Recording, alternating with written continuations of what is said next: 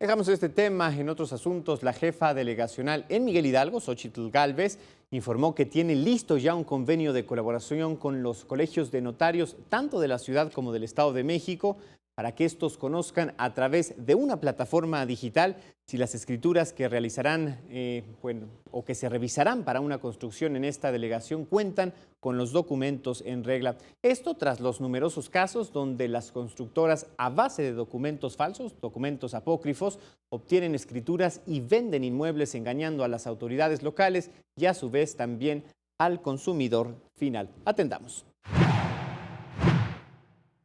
Y son más o menos 5 o 6 documentos fundamentales para hacer una escritura pública.